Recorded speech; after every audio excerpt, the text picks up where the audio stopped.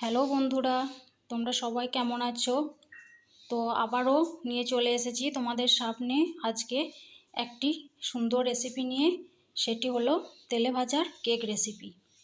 এটি অন্যান্য কেকের থেকে কিন্তু খেতে একটু আলাদা এবং খুবই সুস্বাদু খেতে। তো স্কিপ না করে পুরো ভিডিওটি দেখবেন, তাহলে আপনাদের বাড়িতে বানিয়ে নিতে কোনো অসুবিধে হবে না।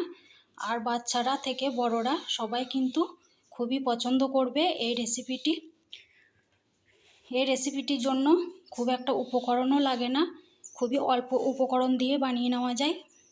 তো দেখতে থাকুন। বানানোর জন্য প্রথমে আমি এখানে 1.5 কাপ মতো ময়দা নিয়ে নিলাম। তারপর 1 টেবিল চামচ বেকিং পাউডার আর 2 টেবিল চামচ মতো গুঁড়ো দুধ নিয়ে নিলাম। একটু স্বাদ মতো লবণ দিয়ে দেবেন, তাহলে খেতে ভালো লাগবে। তো তারপর সব উপকরণগুলো ভালোভাবে চেলে নেব। অবশ্যই চেলে নেবেন, তা না হলে কেকটি স্মুথ হবে না। তারপর চেলে নেওয়া হয়ে গেলে একটু গুটি গুটি দানা থাকবে, সেগুলো চামচ বা হাতের সাহায্যে একটু ম্যাশ করে দেবেন। তারপর আর একটু চেলে নেবেন, লাস্টে অবশিষ্ট অংশটা বাদ দিয়ে দেবেন। তো এটা একপাশে রেখে দিলাম। তারপর একটা পাত্রর মধ্যে একটা ডিম ভেঙে নিলাম।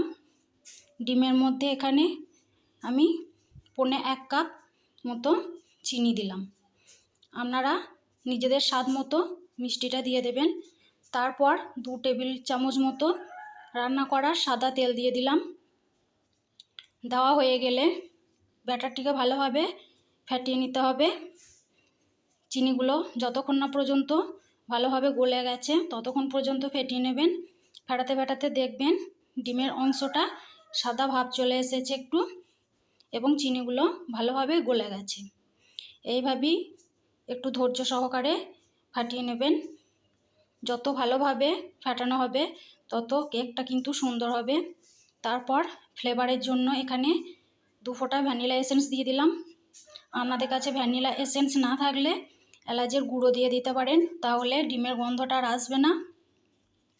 তারপর ফেটানো হয়ে গেছে এবং ডিমের সাদা ভাব চলে এসেছে। তারপর যে উপকরণগুলো আমি একপাশে রেখেছিলাম চালার পর, সেগুলো একটু মাখিয়ে নিলাম। তারপর অল্প অল্প করে দেব আর মাখবো। দেখতে থাকুন, এইভাবেই মেখে নেব। তো এখানে আমার 1.5 কাপের মতো ময়দা নিয়েছিলাম। তারপরেও আমার কিছুটা ময়দা এখানে অ্যাড করেছি। তো আপনাদের যদি মনে হয় ময়দা এখনও লাগবে তো অবশ্যই অ্যাড করবেন, কোনো অসুবিধা নেই, কিন্তু মাখানোর পরিমাণটা ঠিক রাখবেন। আমি দেখিয়ে দিচ্ছি কিভাবে মাখাতে হবে। এই দেখুন বন্ধুরা, একটু চ্যাটচ্যাটে ভাব থাকবে, হাতে লেগে লেগে আসবে। এইভাবেই মাখিয়ে নেবেন, খুব শক্ত করবেন না, আবার খুব নরমও করবেন না। তো আমার মাখানো হয়ে গেছে। এবার হাতটা পরিষ্কার করে ধুয়ে আসলাম। আসার পর হাতে একটু সাদা তেল লাগিয়ে নিলাম। তারপর আপনাদের পরিমাণ মতো আপনারা এখানে ডো তৈরি করে নেবেন, ছোট ছোট করে বা বড় বড় করে, যেমন সাইজ করবেন সেরকম করেই তৈরি করে নেবেন। আমি সবগুলো এরকম সাইজে তৈরি করে নেব। যত ভালো গোল করতে পারবেন কেকগুলো কিন্তু তত সুন্দর হবে। এইভাবে সবগুলোই তৈরি করা হওয়ার পর আমাদের দেখাচ্ছে এখানে কয়টা হলো কেক। আমার এখানে একটা ডিম দিয়ে 9টা কেক হয়েছে। তো তারপর কড়াইয়ে একটু তেল গরম করতে বসিয়ে দিয়েছিলাম। খুব গরম করবেন না, হালকা গরম হয়ে গেলে এখানে একটা একটা করে তৈরি করে রাখা কেকগুলো দিয়ে দেবেন।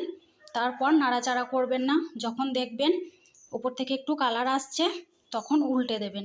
কাঁচাতে নাড়াচাড়া করলে কিন্তু ভেঙে যেতে পারে বা তলায় লেগে থাকবে, সেগুলো উঠবে না। তারপর এইভাবে নাড়াচাড়া করে খুব ভালোভাবে ভেজে নেবেন। গ্যাসের ফ্লেমটা একদম লো আঁচে রাখবেন। হাই আঁচে রাখলে কিন্তু ভেতরে কুক হবে না কেকটা, তাহলে স্পঞ্জ হবে না, খেতেও ভালো লাগবে না। তো এইভাবে ভেজে নেওয়ার পর দেখছেন কত সুন্দর ফুলে গেছে, আর কেকগুলো একটু মুখগুলো ফাটা ফাটা হয়ে গেছে। এইভাবে কালার করে ভেজে নেব। কালারটা আপনি একটু কম করে নিতে পারেন। তো আমি এইভাবেই কালার করলাম। এইভাবে আমি সবগুলো ভেজে নেব। তো ভিডিওটি যদি ভালো লাগে অবশ্যই লাইক করবেন আর কমেন্ট বক্সে আপনাদের মতামত জানাবেন বন্ধুরা, আর সাবস্ক্রাইব করে পাশে থাকবেন। তো আমার সবগুলো এভাবে ভাজা হয়ে গেছে, এই দেখুন সুন্দরভাবে ভেজে নিয়েছি এবং কত মোটা মোটা ফুলে গেছে। আপনাদের একটা ভেঙে দেখাচ্ছি কত সুন্দর হয়েছে ভিতরে।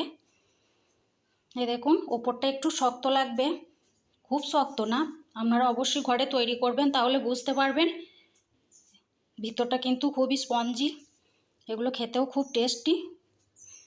তো বন্ধুরা আপনাদের রিকোয়েস্ট থাকলো বাড়িতে অবশ্যই একবার বানাবেন, দেখবেন খেয়ে কত সুন্দর খেতে এগুলো, অন্যান্য কেকের থেকে কিন্তু খুবই ভালো। তো এই পর্যন্ত বন্ধুরা, ততক্ষণ ভালো থাকবেন, সুস্থ থাকবেন।